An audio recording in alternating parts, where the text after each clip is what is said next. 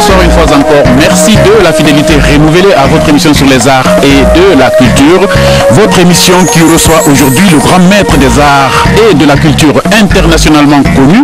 Il s'agit de Monsieur Souleymane Coly. Attention, j'aime souvent dire Monsieur Souleymane Koteba Coly. Monsieur Coly, comment allez-vous? Je vais très bien. Ok. Monsieur Coly a accepté de bien répondre aux questions de votre émission sur les arts et la culture, bien sûr, qui a été délocalisé à l'occasion d'un événement. Coly, il s'agit de quel événement? Il s'agit de la célébration de la fête nationale de l'indépendance de la Guinée, 54e du nom. Et donc, toute la Guinée se déplace à Boké pour la célébrer. Mesdames et messieurs, pour mieux édifier sur le réseau continental d'artistes, d'activités culturelles, et d'ailleurs, la raison de la présence du doyen à Boké pour la fête nationale, comme il vient de le dire, je commence que quand on est à Boké, il vaut mieux dire bonjour quand même vous ne l'avez pas fait, mais ça me semble. Alors, doyen, je vous dis tout simplement Moussoro. Tanta Soro. Ça veut dire, mesdames et messieurs, bonsoir, et puis me répond, ça va très bien. Alors, doyen, on va vite planter le décor. La présence ici à Boké. Mes compagnons et moi, nous sommes là invités par une association qui s'appelle les Amis de Boké. D'accord. C'est une ONG qui est impliquée dans toute action de développement de Boké, qui a jumelé Boké avec la ville de Salvador de Bahia. Et à l'occasion de cette fête nationale, cette ONG a décidé d'organiser un certain nombre d'événements. Et dans ces événements, il y a une comédie musicale qui évoque la mémoire de Niala Belly. Et donc, moi-même et mon équipe ont été chargés de travailler sur cette comédie musicale. Il y a beaucoup d'autres choses que les responsables vous diront certainement, mais je vous parle plus de ce qui me concerne moi. Ok. Alors par rapport à cette fête, quelles sont vos premières priorités? La priorité de la fête, c'est toujours, vous savez, une célébration, c'est un moment pour faire le point et relancer les choses pour le futur. Le point, c'est quoi? C'est qu'il y a eu un événement majeur, c'est l'élection d'un président démocratiquement élu en la personne du professeur Alpha Condé en décembre 2010. Nous avançons allègrement sur décembre 2012. C'est de faire le point. Je crois que des gens mieux avertis que moi ont fait ce point, notamment au plan économique par l'atteinte du point d'achèvement PPTE et de tant d'autres choses. Je me permets justement de dire, au moment où nous avançons à grands pas dans le domaine économique, dans le domaine agricole, je pense qu'il faut maintenant jeter un regard sur le domaine culturel, bien généralement, et qu'il n'y a peut-être pas d'achèvement de point PPTE en culture, mais que vraiment l'année prochaine, au moment de la célébration du 55e anniversaire, qu'on puisse dire nous avons atteint tel point au niveau culturel. Aujourd'hui, juste là, c'est un rappel, on en parle souvent. Quel est le lien entre la ville Bahia et Boké? Oui, non, mais il y a un lien entre beaucoup de villes du Brésil, d'Amérique et de certaines villes d'Afrique. Dans le cas précis de Boké, c'est qu'il semblerait qu'il y ait des gens originaires de Bahia qui, dans leurs recherches, pensent être partis de Boké, puisque Boké et Bofa ont été des centres importants de trafic d'esclaves. Et donc certains Brésiliens seraient venus de là. Donc les Africains d'aujourd'hui, les Bokéens d'aujourd'hui et les gens de Salvador d'aujourd'hui ont voulu renouer pour repartir sur de nouvelles bases. Donc voilà, et non seulement c'est sur le plan humain, mais même sur le plan culturel, parce qu'il y a des rencontres au plan des rythmes, au plan des musiques qui sonnent, qui rappellent quelque chose aux Brésiliens, et quand les Brésiliens jouent, ça rappelle quelque chose aux gens de Boké. Je crois que l'ensemble de ces choses ont permis aux amis de Boké de surfer dessus et de partir de cette base pour construire une amitié nouvelle et un développement nouveau.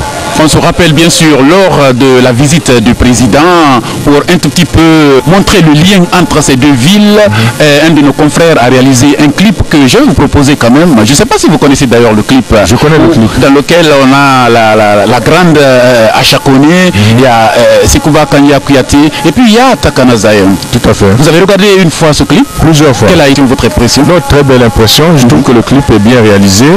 Ils ont eu l'intelligence de partir d'un ancien morceau brésilien très connu qui a fait partie des grands titres brésiliens que tout le monde connaît pour construire dessus une déclinaison guinéenne.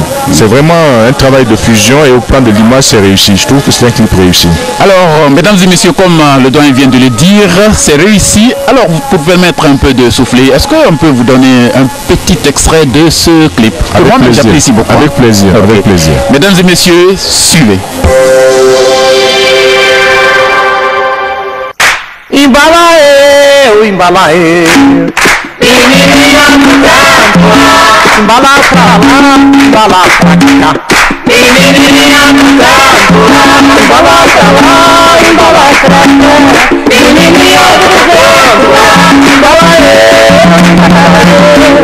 menininha do tempo, embala pra lá, embala pra cá. Menininha do tempo, Imbalae, Imbalae. Menininha do vento, embala pra lá, embala pra cá. Menininha do vento. Mesdames et messieurs, juste après l'extrait de ce beau clip, c'est bien fait quand même. Vous avez vu les danseuses et les danseurs aussi. Hein? C'est très très bien fait. Félicitations. D'accord. Alors nous allons essentiellement parler de la fête et de votre représentation par rapport à cette fête. Il y a donc qui est associé à la création de ce spectacle avec moi, intitulé Nyarabeli, simplement. Nyarabeli. Vous pouvez donner quelques idées? Commençons par le commencement. Les amis de Bokeh, nous avons été invités auprès des amis de Bokeh par Kadi Djaba et Billy Abba, qui nous ont dit on aimerait que vous soyez associés à l'événement et on aimerait que vous nous évoquiez. D'abord c'était la traite négrière, mais il se trouve qu'il y a une personnalité atypique à la personne de la reine Nyarabeli qui a été impliquée. Et donc le pinceau qui nous était proposé, c'était d'évoquer son souvenir. On l'évoque de façon très particulière et je ne veux pas dévoiler la façon dont nous l'évoquons, mais je sais que ça surprendra plus d'un et je souhaite que ça plaise. Parce qu'on y parle de Nyarabeli, mais on y parle aussi d'un certain nombre de problématiques liées non seulement à la traite négrière, mais aussi aux problématiques de gouvernance. Je vous invite à venir voir. Non, peut-être après à en parler. Sans faute. Donc, peut-être c'est une surprise, hein, vous ne le saviez pas. L'équipe de Clap est déjà installée là-bas. L'équipe qui tourne le soir. Bon, alors, il y a impliqué dans l'œuvre Maté Keita, que vous avez déjà reçu. Maté d'ailleurs, qui va vous succéder tout à l'heure. Je crois que les gens connaissent sa voix, mais ils ont découvert d'autres facettes de la voix de Maté qui ne sont pas les voix de chansons de variété. D'accord. Voilà, vous verrez. Nous avons fait venir notre directeur musical, d'Abidjan, qui aussi va passer tout à l'heure dans cette émission. Décidément, vous nous faites de jolis cadeaux. Donc c'est Abouakar Bassa qui passera tout à l'heure. Et il y a beaucoup de jeunes danseurs que nous avons recrutés aussi bien à Conakry que certains qui sont venus d'Abidjan. Et je vous garantis que la fusion ivoiro-guinéenne est en train de prendre. Vous aviez recruté quelques jeunes de la Côte d'Ivoire, d'autres de Conakry, et vous n'avez pas pensé aux jeunes de Bokeh aussi? Alors, je l'aurais souhaité, sauf que le montage se faisait à Conakry. Oui, ces jeunes de Bokeh pouvaient se déplacer pour Conakry. Ça c'est possible, mais c'est pas moi qui gérais le budget parce que ça soulève des problèmes de budget. Cela dit, moi je peux vous dire tout de suite que parmi les jeunes que nous avons recrutés à Conakry, beaucoup sont de Bokeh.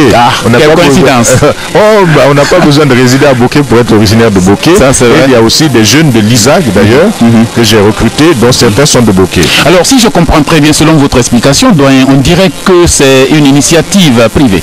C'est une initiative totalement privée. Il n'y a pas eu de l'apport des autorités, mais là, à tous les niveaux. Je pense qu'il faudrait en parler avec les organisateurs, les amis de Bokeh. Nous sommes intervenus vraiment en tant que techniciens pour monter un spectacle. Je peux dire même que physiquement, je ne les connais pas. Je ne sais pas comment l'opération a été montée. Ce qui est sûr, c'est que nous avons travaillé dans des conditions vraiment parfaites. À Conakry, on a travaillé dans des conditions parfaites. Nous sommes venus ici une semaine avant pour pouvoir nous imprégner des réalités du terrain. Nous avons répété tous les jours et s'il plaît à Dieu, je pense que le spectacle plaira aux uns et aux autres. Ok. Alors doyen, c'est pas la première fois que vous passez dans cette émission sur les arts et de la culture CLAP, bien sûr, mais nous avions remarqué que cette culture vous tient beaucoup à cœur. Dans un passage de Jeune Afrique, vous dites que, je vous cite, votre mission est de relancer la culture. Alors au jour d'aujourd'hui, depuis votre passage dans cette émission, qu'est-ce qui a été fait? Au plan personnel, je parlerai du plan personnel, parce qu'au plan général et national, je suis désolé de dire que je ne vois pas beaucoup de choses au plan culturel. Au plan personnel, mon objectif, c'est d'essayer de faire rapprocher les uns et les autres. Je prends un exemple dans l'histoire. Vous avez l'opéra qui est né à Venise. Lorsqu'à un moment donné, le roi Louis XIV a voulu lancer l'opéra en France, il a fait venir des gens de Venise. Et cette rencontre a permis de créer un opéra à connotation française. D'accord. Un autre centre de développement, ça a été à un moment New York. New York a appelé des gens venant de partout pour travailler sur la danse. Je pense que nous sommes à un stade aujourd'hui en Guinée où il faut favoriser les rencontres des différences. Donc ce que je peux faire moi à mon niveau, c'est que j'ai une certaine expérience. Je connais des gens. Je peux aider à ce que ces gens-là viennent pour travailler avec les jeunes. Comme je vous l'ai dit lors de notre première rencontre, je mise sur les jeunes. Ça veut dire que je n'oublie pas les anciens. Les anciens sont tenants du savoir. Ils ont besoin d'être là pour transmettre aux jeunes, mais il est important que ces jeunes soient mêlés à des rencontres les plus iconoclastes, les plus diverses possibles pour que l'étincelle jaillisse. Je pense qu'il faut qu'on fasse travailler Maté Keita, qui est là peut-être depuis bientôt 1 an. On le fait discrètement, mais elle fait travailler d'arrache-pied des jeunes filles et des jeunes gens sur le chant. Parce que bon, on voit les go chanter, c'est bien. Mais elles ont commencé comme les enfants qui sont là aujourd'hui, mais elles ont commencé en s'essayant à toutes les techniques. Le problème chez nous, c'est qu'on est brillant dans une technique. Oui. Lorsque vous sortez de là, il faudrait qu'on puisse avoir des garçons et des filles qui sont capables aussi bien de se mouvoir dans les polyphonies de la région forestière. J'ai vu que dans la région de Boké, il y a des polyphonies, mais on ne les entend jamais. C'est vrai. Pourtant, c'est la Guinée. C'est vrai. Qu'ils soient aussi bien dans le chant mandin, sans être griot, etc., etc. C'est un travail. La corde vocale, elle ne refuse pas. C'est la tête qui dit un tel doit chanter comme ça, un autre comme ça. Mais si on propose à tous les enfants l'apprentissage des techniques de chant de toutes les régions de Guinée, on va arriver à créer une mouvance. Et après, chacun choisit sa voie. Effectivement. Voilà. Alors avant de partir, est-ce que vous avez un message d'espoir? Mon message d'espoir, c'est que les quelques mois que nous avons fait à travailler avec les jeunes, je vous dis, on dit souvent que la Guinée a de l'or sous les pieds, mais c'est d'abord ces enfants qui sont de l'or. Les enfants qu'on voit tous les jours dans les rues de Conakry, de Boé. C'est incroyable la capacité qu'ils ont d'abord à s'investir dans un travail quand on arrive à les y intéresser et la capacité qu'ils ont à assimiler de nouvelles notions. Donc c'est ça mon espoir. Regardons vers les jeunes. Moi je suis dans le secteur culturel. À travers ce que vous avez fait avec ces jeunes-là, et si on vous demandait un bilan? Mon bilan, il est hyper positif. On a vu arriver il y a un mois des jeunes qui certains sont très bien au théâtre, mais ne savaient pas qu'est-ce que c'était le temps. Ils n'arrivaient pas à chanter dans le temps, ils ne savaient pas tenir une note. Maintenant, ils arrivent à tenir un peu et dans 6 mois, ils tiendront bien. Donc, le bilan, il est très, très positif. Et puis, j'ai fait se rencontrer des gens qui n'avaient pas l'habitude de travailler ensemble et on a fait ensemble. Vous avez fait ensemble, doyen. Alors, je crois que ça va être la dernière question. Dans un passage de JA, on lit Souleymane Kouli, premier président du chapitre national d'Arterial Network. Qu'est-ce que cela veut dire? Oui, Arterial Network est un réseau d'artistes continental. C'est un réseau continental et je me suis attaché quand je suis arrivé ici à créer un bureau. Le bureau, c'est ce qu'on appelle chapitre. Ça vous permet d'être relié au reste du continent et vous avez toutes les opportunités de rencontres, de travail, de projets que vous recevez automatiquement. Nous avons créé ce chapitre dont je suis le président et nous essayons de travailler pour que de plus en plus les Guinéens et particulièrement dans le domaine artistique se trouvent dans la mouvance de tout ce qui se fait en Afrique. D'accord. On a d'ailleurs certains de nos membres qui vont aller assister à des réunions à Dakar sur les industries culturelles. Si nous n'étions pas membres, on n'aurait même pas eu l'information. Oui. Donc voilà, j'en suis le président pour 2 ans et puis voilà, c'était pour intégrer la Guinée. Ok, monsieur le président, alors nous vous souhaitons bon anniversaire. Merci. Je voudrais surtout terminer en remerciant l'ONG Les Amis de Bokeh qui nous ont permis d'être là. À travers eux, je voudrais remercier Khadija Ba et Billy Abba qui, toutes deux avec leur structure, ont tenu à appeler celui qu'ils appellent le vieux père sur ce projet. Et j'en suis ravi et honoré. D'accord, voilà. Merci. Je vous accompagne avec le clip, hein, Baya encore. Pourquoi pas, avec plaisir, je vais même danser en sortant. Ah d'accord.